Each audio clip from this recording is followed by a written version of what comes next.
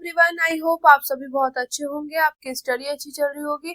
मैं दीपा आप सभी का मैथमेटिक्स के इस सफर में हार्दिक स्वागत करती हूँ। इसी तरीके से हमारे साथ पढ़ते रहिए और अपने सपनों की ओर बढ़ते रहिए। अगर आज हम बात करें कि आज का हमारा टॉपिक क्या होने वाला है, तो आज का जो टॉपिक होगा वो एक्सरसाइज 2.2 का क्वेश्चन नंबर 5 आज का हमारा टॉपिक है, आज का टारगेट है। ठीक है, इससे पहले मैंने इसका जो है बेसिक करा दिया है। ये पूरी की पूरी एक्सरसाइज जो है वो सॉल्वेबल फॉर वाई से रिलेटेड है, उसका पूरा का पूरा बेसिक करा चुकी हूँ। देन उसके एग्जांपल्स भी हो चुके हैं और एक्सरसाइज के कुछ क्वेश्चंस भी हो चुके हैं जो कि इम्पोर्टेंट है। ठीक है बेटा, तो ये सब चीजें आपने आई होप देख लिए होंगे। अगर आपने नहीं देखे तो आप सभी से रिक्वेस्ट है, प्लीज जो इम्पोर्टेंट है उनको भी देखना, एंड जो बेसिक होता है बेसिक को तो जरूर ही देखना, क्योंकि बेसिक की हेल्प से आप क्वेश्चंस को कर सकते हो। ठीक है, उसी में बेसिक पर मैंने आपको बताया हुआ है कि सॉल्वेबल फॉर वाई को सॉल्व करने के लिए आपको 5 स्टेप्स का पता होना चाहिए। ठीक है, तो उन्हीं 5 स्टेप्स के बेस पे हम 1 बाय 1 इनको करेंगे। और जो 5th स्टेप्स है उसमें 2 केस है, या तो पहला केस अप्लाई होगा या दूसरा केस अप्लाई होगा। ठीक है, तो 1 बाय 1 हम अब ट्राई करते हैं यहाँ पे। ठीक है, एंड इसके बाद जब भी हमारे पास देखो यहाँ पे P आ गया और आपको पता चल रहा है कि यहाँ पे ऑर्डर तो 1 है पर डिग्री क्या है हमारे पास आया। P क्या होता है, dy/dx। चैप्टर के शुरू में ही बेसिक पे मैं बता चुकी थी। ठीक है बेटा, बट यहाँ पे ना आपको एक चीज ध्यान रखना पड़ेगा कि इस टाइप की इक्वेशंस को सॉल्व करने के लिए आपके पास solvable for P, solvable for Y, solvable for X और कुछ नेमिंग के मेथड भी हैं। ठीक है, तो आपके एग्जाम में ये चीज लिखी नहीं आएगी कि इससे सॉल्व करो या इस मेथड से सॉल्व करो, आपको वहां पे देखना होगा, चेक करना होगा। तो मैं हर क्वेश्चंस में आपसे वही बात कर रही हूँ कि अब तक हमने सॉल्वेबल फॉर P पढ़ा है, तो सॉल्वेबल फॉर P यहाँ पर आप देखोगे क्या यहाँ पर अप्लाई हो रहा है या नहीं, P के लिए ये सॉल्व हो रहा है या नहीं। P का कैसे पता करते हैं कि अगर हमारे पास इसके लीनियर फैक्टर बन रहे हैं तो सॉल्व होगा, अदरवाइज नहीं होगा। ठीक है, तो ये आपका होमवर्क है, आप देखना हो रहा है या नहीं और कमेंट में बेटा जरूर बताना, जिससे मुझे ये पता चले कि हाँ आप क्वेश्चंस कर रहे हो। और चाहे आप ऐप में देख रहे हो या यूट्यूब के थ्रू देख रहे हो बेटा, तो ठीक है, तो जरूर कमेंट में बताना कि हाँ ये सॉल्वेबल फॉर P से सॉल्व होगा कि नहीं होगा। आगे बात समझ, किसी को कोई दिक्कत, फंडा प्रॉपरली क्लियर है। एंड उसके बाद यहाँ पे हम टारगेट कर रहे हैं सॉल्वेबल फॉर Y को। Y की अगर मैं बात करूं तो हमारे पास यहाँ पे X, Y, P ये 3 होते हैं। तो अगर मैं Y के लिए बात कर रही हूँ, इसके लिए Y के लिए, तो Y को क्या मैं रिमेनिंग 2 के टर्म में लिख पा रही हूँ या नहीं, ये हमारा यहाँ पे टारगेट है कि Y को क्या मैं रिमेनिंग 2 की टर्म में लिख पा रही हूँ या नहीं, मतलब उसकी टर्म में एक्सप्रेस कर पा रही हूँ या नहीं, ये हमें देखना होता है। अगर ऐसा मिल जाता है तो आप बोल दोगे कि ये मेरे पास सॉल्वेबल फॉर Y है, कि Y को आप क्या उन दोनों की टर्म में लिख पा रहे हो। बस यही चीज आपको चेक करना है आपके फर्स्ट स्टेप में। तो स्टेप नंबर फर्स्ट की अगर मैं बात करूं तो स्टेप नंबर फर्स्ट मेरे पास यही होगा बेटा कि आपको देखना होगा क्या गिवन डिफरेंशियल इक्वेशन उस फॉर्म में है या नहीं है। तो अगर आप देखोगे यहाँ पे तो आप सबसे पहले लिखोगे here the given differential equation is, क्या है मेरे पास y माइनस के 2p x equal to f xp square, ये है मेरे पास, है ना। Here the given differential equation is, मेरे पास यहाँ पे गिवन डिफरेंशियल इक्वेशन है। ठीक है बेटा, अब देखो कुछ में तो आपको डायरेक्टली मिल जाता कि y इक्वल टू दिस, मतलब y इक्वल टू xp का आपको कोई ना कोई यहाँ पे टर्म मिल जाएंगी, वो डायरेक्ट मिलता है। ठीक है, तो उसमें डायरेक्ट हम लिख देते हैं कि ये उस फॉर्म में है। बट यहाँ पे आपको थोड़ी सी कुछ क्वेश्चंस में सेटलमेंट करनी होती है, कुछ क्वेश्चंस में आपको करके देखना होता है क्या मैं उसको उसकी मतलब टर्म में लिख पा रहे हैं या नहीं। तो यहाँ पे मुझे क्या चाहिए, y इक्वल टू, तो y यहीं का यहीं रखना, ये जो माइनस में है जो इसके पास बैठा हुआ वो इक्वल टू के उधर ले जाओ, तो ये इधर चला जाएगा प्लस में, तो 2px प्लस ये। तो यहाँ पे अब आप देखो क्या मैं y को xp की टर्म में लिख पा रही हूँ, देखो एक्सपी एक्सपी। तो यस, मैं y को xp के टर्म में यहाँ पर लिख पा रही हूँ। तो ये आप बोल दोगे it is the form of, ये इक्वेशन फर्स्ट में इसी को दूंगी। अब आप लिख दोगे इट इज द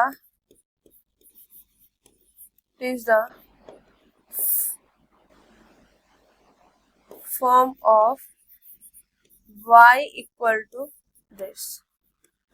यह क्या है मेरे पास, इसकी फॉर्म है, मतलब ये वाली की जो गिवन डिफरेंशियल इक्वेशन है ये इस फॉर्म में है। हमें बस यही चेक करना होता है क्या इस फॉर्म में मेरे पास ये बैठा है या नहीं, या इस फॉर्म में हम इसको कन्वर्ट कर सकते हैं या नहीं। अगर मतलब हमें ये फॉर्म मिल जाए तभी हम अगले स्टेप पे जाएंगे और सॉल्वेबल फॉर वाइसेस को सॉल्व करेंगे। ठीक है बेटा, क्लियर। तो पहला स्टेप कंप्लीट हो गया।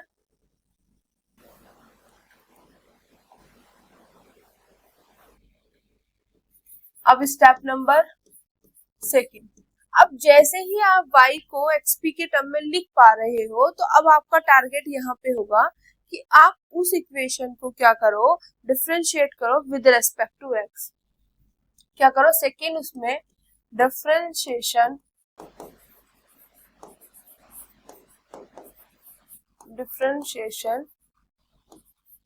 With respect to x।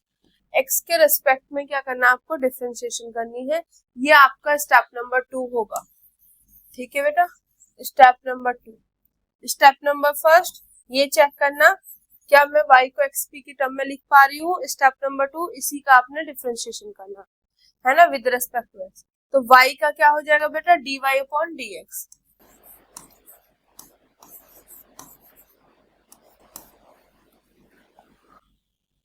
Equal to, अब देखो यहाँ पे 2 डिफरेंशिएशन से बाहर तो कांस्टेंट है। अब यहाँ पे मैं पहले लिख लेती हूँ 2px plus f xp square, ये है मेरे पास बेटा। ठीक है, तो देखो 2 तो बाहर ले लिया। अब ये xp फर्स्ट और सेकंड दोनों मल्टीप्लाई में फर्स्ट और सेकंड के हिसाब से करेंगे। तो मेरे पास क्या है बेटा, first as it is second का x के रेस्पेक्ट में 1 plus second as it is first का dp अपॉन dx। किसी को कोई दिक्कत यहाँ तक, फंडा क्लियर हो रहा बेटा। प्लस अब इसका करो तो f फंक्शन का क्या होगा, f डैश xp स्क्वायर। ठीक है, अब जो अंदर का है उसका भी तो करेंगे बेटा। First as it is p square का क्या होगा, 2p dp upon dx plus अब p square as it is x का x के रिस्पेक्ट में क्या आ जाएगा मेरे पास 1। तो ये मेरे पास यहां से सॉल्व हो चुका है बेटा। ठीक है, अब देखो dy upon dx equal to, इसको सॉल्व कर लो थोड़ा सा, 2 अंदर ले जाओ 2p plus 2x dp upon dx। Similarly बेटा यहाँ पे f dash x p square as it is, अब ब्रैकेट में इसको थोड़ा सा सेटलमेंट कर दो तो 2px dp upon dx plus के p स्क्वायर प्लस के बेटा p स्क्वायर। ठीक है, यहाँ तक समझ आ गया बेटा। अब अगला जो आपका होगा स्टेप, यहाँ तक मतलब हमें पहले डिफरेंशिएशन करनी है, सेकंड स्टेप यही है। अब थर्ड स्टेप जो होगा पहले मैं यहीं पे कर देती हूँ, चलो इसको थोड़ा सा ऐसे करके यहाँ पे step number third. Step number third क्या कहता है बेटा, स्टेप नंबर थर्ड कहता है कि आप पुट करो dy अपॉन dx को p के इक्वल। जो ये आपका स्टेप नंबर 2 में जो सॉल्व करके ये आया है इक्वेशन, इसमें आप dy अपॉन dx की जगह p पुट करो। तो मैं यहाँ पे यह होगा p equal to 2p plus के 2x, ये पूरा का पूरा पोर्शन आपका as it is dp upon dx plus f dash xp square और यहाँ पर 2px dp upon dx plus के p स्क्वायर। ठीक है, अब अगले उस पे पेज पे करते हैं, इसको सॉल्व करेंगे। अब देखो ये p यहाँ पे है प्लस में, इधर जाएगा माइनस में, तो यहाँ पे माइनस में आ जाएगा, तो 2p में से एक p गया, तो क्या बचा मेरे पास p, तो यहाँ पर हम लिखेंगे p प्लस, तो ये और ये वाला पोर्शन सॉल्व हो गया, तो यहाँ पे क्या बचा 2x dp अपॉन dx, इतना काम हो गया बेटा, plus f dash xp square और ब्रैकेट में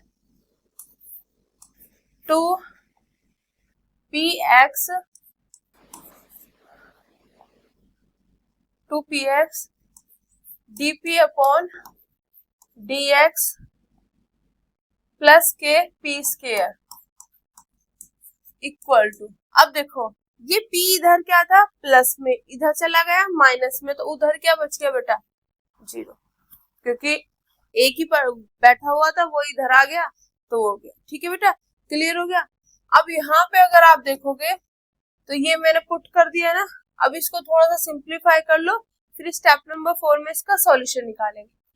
तो 2x dp अपॉन dx, इसको मैं एक ब्रैकेट में ले लूं प्लस, अब देखो दोनों में से यहाँ से क्या क्या कॉमन आ रहा है बेटा, देखो यहाँ पे p है, यहाँ पे p स्क्वायर, तो मतलब एक p बाहर आ रहा है, कम पावर वाला लेते हैं बाहर, तो मेरे पास p मैंने बाहर ले लिया, तो अंदर क्या बचा यहाँ पे 2x और dp अपॉन dx प्लस के p equal to 0, 2x dp upon dx plus के p। ठीक है, अब देखो अगर आप यहाँ पे नोटिस करोगे तो ये वाला पोर्शन और ये वाला पोर्शन सेम है, 2x dp upon dx, 2x dp upon dx plus के p प्लस, ठीक है, तो दोनों में से ये क्या ले लेंगे बाहर, अब मेरे पास यहाँ पे ये बाहर ले लो, ये मैंने ले लिया बाहर, अब जैसे ये यहाँ से उठ के बाहर आया तो यहाँ पे क्या बचा 1, यहाँ क्या बचा p f dash x p square equal to 0, मतलब ये यहाँ पे 1 और यहाँ पे ये वाला पोर्शन बचा इक्वल टू 0। अब आपको यहाँ से पता है बेटा या दो फैक्टर है, एक ये फैक्टर है एक ये फैक्टर है, दोनों में से है ना, दोनों की प्रोडक्ट क्या आ रही है इक्वल टू 0, तो इसका मतलब या तो ये 0 होगा या ये 0 होगा, तो हमारे पास क्या होता है either p plus 2x dp upon dx equal to 0 और 1 plus p f dash x p square है ना इक्वल टू 0, मतलब 1 प्लस p ये वाला 0। अब देखो या तो ये वाला 0 होगा या वो 0 होगा, बट इसको हम क्या कर देंगे रिजेक्ट। रिजेक्ट क्यों करेंगे भाई जल्दी बताओ फटाफट, रिजेक्ट इसलिए करेंगे क्योंकि इसमें dp अपॉन dx प्रेजेंट नहीं है, जिसमें प्रेजेंट है उसको हम लेंगे, जिसमें प्रेजेंट नहीं है उसको हम रिजेक्ट कर देंगे। तो आपका रीजन भी ये होना चाहिए because dp upon dx is not present,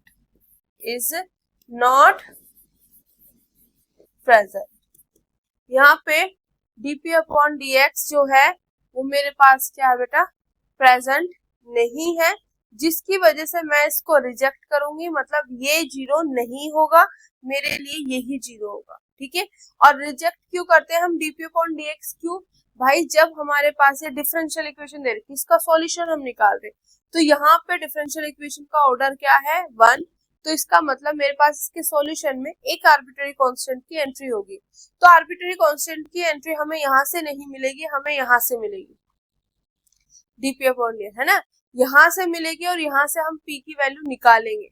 आगे बात समझ, p की वैल्यू जो है वो टर्म में मतलब किसके टर्म में निकलेगी हमारे पास, यहाँ पे x की टर्म में निकल जाए या मतलब आर्बिट्ररी कांस्टेंट यहाँ पे हमारा एंट्री करेगा, वहां पे एंट्री नहीं करेगा, जिसकी वजह से उसको रिजेक्ट करते हैं और शुरू से ही रिजेक्ट करते आ रहे हैं, क्योंकि हमें एक आर्बिट्रेरी कांस्टेंट की नीड है जब उसका हम सॉल्यूशन लिखेंगे, है ना, क्योंकि ऑर्डर 1 है तो आर्बिट्रेरी कांस्टेंट भी 1 आएगा और हमें वहां पे वो मिलेगा नहीं, हमें यहाँ पे मिलेगा dp/dx, जहाँ पे प्रेजेंट होता है वहां पे हमें वो मिलता है, और मिलने की वजह से ही हम इसको एक्सेप्ट करते हैं, उसको रिजेक्ट करते हैं, क्योंकि हमें जिस चीज की नीड है उसी के हिसाब से तो काम करेंगे ना बेटा।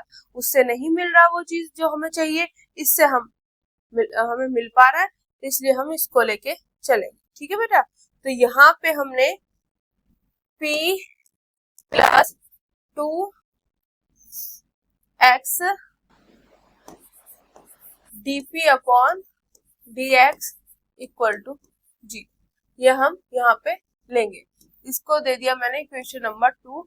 इससे पहले और किसी को 2 तो नहीं दिया ना, नहीं, ठीक है। अब स्टेप नंबर 4 में to find the solution, to find the solution of equation 2। Equation 2 का यहाँ पर हम क्या है, सॉल्यूशन को फाइंड करेंगे। तो आई होप ये चीज समझ आई होगी। इसमें dp/dx प्रेजेंट नहीं है, इस वजह से इसको रिजेक्ट करें। क्यों? क्योंकि dp/dx की हेल्प से हमें एक आर्बिट्रेरी कांस्टेंट मिल जाएगा, डिफरेंशियल इक्वेशन का ऑर्डर 1 है तो आर्बिट्रेरी कांस्टेंट हमें 1 वहां पे चाहिए उसके सॉल्यूशन में, जिसकी वजह से हम इसको एक्सेप्ट करते हैं, ठीक है। अब हमें सॉल्यूशन फाइंड करना है इक्वेशन 2 का। तो मेरे पास यहाँ पे p + के 2x dp/dx = 0। अब देखो यहाँ पे p इधर प्लस में बैठा, उधर जाके माइनस में, तो 2x dp/dx = -p। अब देखो यहाँ पे हम वेरिएबल को क्या कर सकते हैं, सेपरेट नहीं करते हैं। तो देखने का तरीका मैंने आपको बताया हुआ, किस तरीके से आपको देखना और अपना काम करना है। तो यहाँ पे देखो ये p है मेरे पास, मल्टीप्लाई में इधर आके डिवाइड में हो जाएगी, ये इधर बैठा है, ये इधर चला जाएगा। तो x को x के पास पहुंचा सकते हैं, y को p को p के पास पहुंचा सकते हैं, ठीक है। तो हम वेरिएबल को क्या कर सकते हैं, सेपरेट। तो ये इधर मेरे पास p इधर बैठा हुआ है, तो ये क्या आ जाएगा बेटा मेरे पास, इधर 2 यहीं का यहीं रख रही हूं मैं, 2yp यहाँ पे dp माइनस ये x इधर है तो इधर अपॉन में और dx। क्या किया, ये इधर आ गया, ये इधर और ये, ठीक है। तो p वाले एक साइड हो गए और x वाले एक साइड हो गए, और आपको क्या करना है, यहाँ पे सॉल्यूशन निकालना है। तो आप क्या करोगे, यहाँ पे इंटीग्रेशन, तो यहाँ पे आप लिखोगे integrate,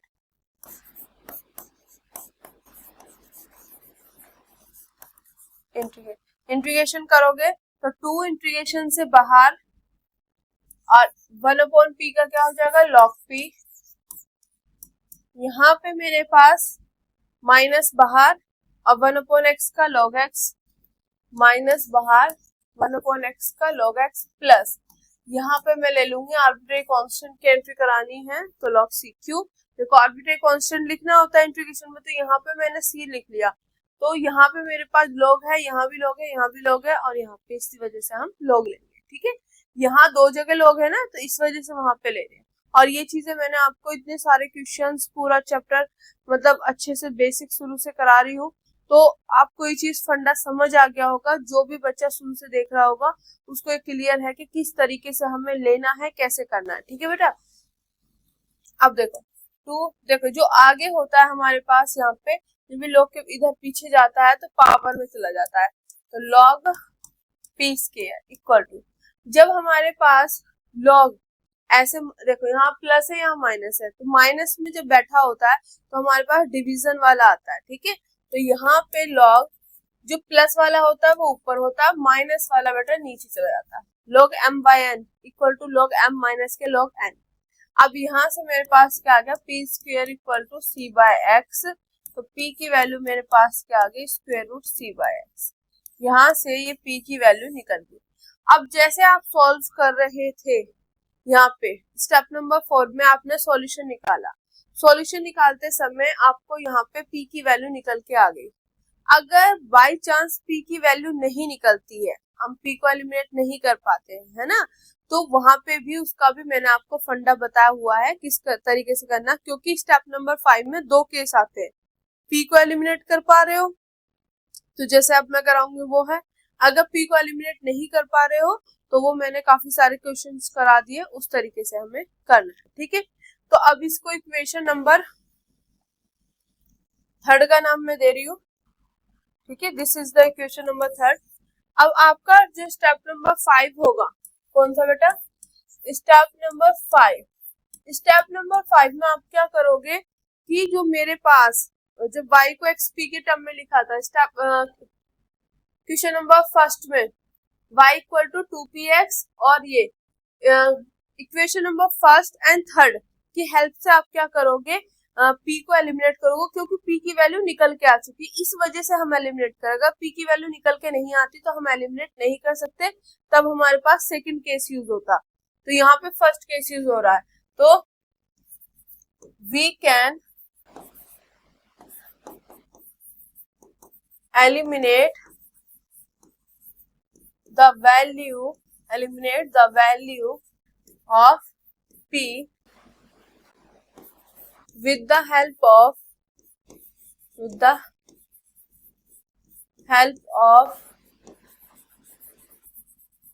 equation first and third। we can eliminate the value of p, p की वैल्यू को हम एलिमिनेट कर सकते हैं with the help of equation first and third. तो फर्स्ट क्या है मेरे पास, मैं पहले फर्स्ट लिख रही हूँ यहाँ पे y equal to 2px, y equal to 2px plus f xp square, ये है मेरे पास। ठीक है, अब मेरे पास इक्वेशन थर्ड से क्या आया है, p square equal to c upon x, p square equal to c upon x, और p की अगर हम देखें तो under root c upon x। ठीक है, ये मेरे पास यहाँ पे आ गया। ठीक है, अब इन दोनों की हेल्प से मुझे क्या करना है, यहाँ पे क्या नाम, p को एलिमिनेट करना, p को गायब करना। तो सिंपल सा फटा है, y इक्वल टू 2, जहां जहां p बैठा हुआ है तो वहां पे p की वैल्यू रख दो, एलिमिनेट हो गया, p गायब हो गया। तो p की वैल्यू क्या है यहाँ पे, under root c upon x, और यहाँ पे x plus f x, p square की वैल्यू क्या है, c अपॉन x। ठीक है, तो हमें कैसे एलिमिनेट करना था भाई, दोनों की हेल्प से करना था। तो हमने क्या किया, p की वैल्यू निकल के आ चुकी है, बस p की वैल्यू को उठा के हमने जो हमारी क्वेश्चन नंबर फर्स्ट है उसमें रख दी, और हमारे पास p यहाँ से गायब। y इक्वल टू 2, इसको क्या लिख सकती हूँ, अंडर रूट c, ऊपर वाले का अलग नीचे वाले का अलग। अब x को क्या लिख सकते हैं, अंडर रूट x, क्योंकि मल्टीप्लाई करके यही आ जाएगा वापस, प्लस इससे ये गायब, तो यहाँ से आ गया f ऑफ c। ठीक है, इससे एक ये कट गया, तो y इक्वल टू 2। अब देखो दोनों अलग अलग उसमें अलग अलग बैठे, तो एक साथ हम ला सकते हैं मल्टीप्लाई में, this plus f of c, this is your solution. ये आपका यहाँ पे बेटा क्या है, सॉल्यूशन आ गया। तो आई होप ये क्वेश्चन अच्छे से समझ आया होगा। देखो सबसे पहले ना स्टार्टिंग उसी हिसाब से करनी है, आपको ये चीजें देखनी है कि पहला स्टेप ये है सॉल्वेबल फॉर y के लिए, क्या मैं y को xp के टर्म में लिख पा रही हूँ। जैसे ही xp के टर्म में आपने लिख दिया, फिर आप डिफरेंशिएशन करोगे विद रिस्पेक्ट टू x, करते ही फिर आप dy अपॉन dx की जगह p पुट करोगे और इसको थोड़ा सा सिंप्लीफाई कर लोगे। सिंप्लीफाई करते समय अलग अलग तरीके से आपके सामने आएगा। अगर कुछ ऐसे आ जाता है तो हम इस वाले को रिजेक्ट कर देते हैं और इसको एक्सेप्ट करेंगे। क्यों? क्योंकि इसमें dp अपॉन dx प्रेजेंट है, उसमें नहीं है। फिर इसको लेके हम आगे इसका स्टेप नंबर 4 में सॉल्यूशन निकालेंगे। सॉल्यूशन निकालते ही हमारे पास यहाँ पे p की वैल्यू निकल के आ गई है। अब p की वैल्यू निकल के आ गई और शुरू में मेरे पास जो फर्स्ट इक्वेशन है जिसको मैं xp की टर्म में लिख पा रही हूँ y को, उन दोनों की हेल्प से अब यहाँ पे p की वैल्यू निकल के आ जाती है तो हम एलिमिनेट करते हैं। p की वैल्यू नहीं निकलती है तो हम एलिमिनेट नहीं कर सकते। तो p की वैल्यू आई तो एलिमिनेट करेंगे। कैसे करेंगे? जो मेरे पास ये वाली इक्वेशन नंबर फर्स्ट है उसमें p की वैल्यू पुट कर देंगे और निकल के आपके सामने आंसर आ गया। देखो यहाँ पे एक आर्बिट्रेरी कांस्टेंट भी आ चुका है। ठीक है बेटा, क्लियर हो गया? तो आई होप आज का ये लेक्चर आपको अच्छे से समझ आया होगा। मिलते हैं अपने नेक्स्ट लेक्चर में। जय हिंद, जय भारत।